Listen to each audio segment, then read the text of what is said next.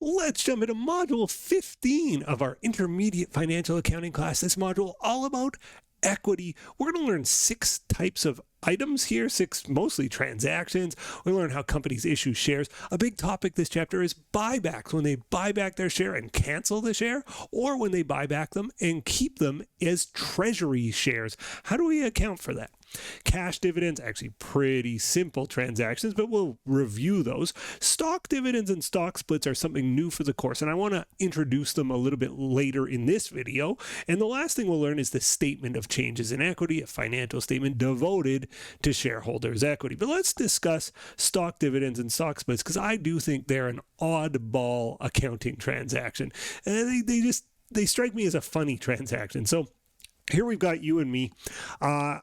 We've each paid $50,000 for 50 shares of the company. So, we own it 50-50.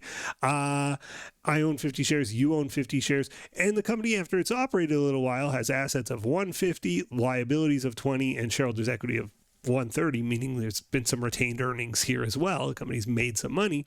And we decide to declare a stock dividend, declare and pay a stock dividend of 10%. And that means all the shareholders get a nice maybe we don't have the cash flow, but we want to reward our shareholders, so we give them shares. We say, oh, you can have some extra shares.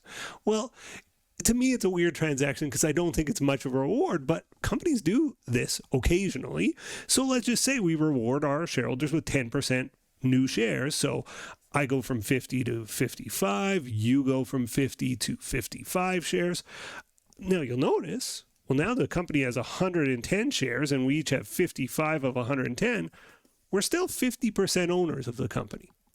The company's assets and liabilities don't change here. Their equity accounts within equity change. We reduce the retained earnings, we increase the common shares, but overall, none of these totals change. And in fact, if you're thinking like, what's the value of the company?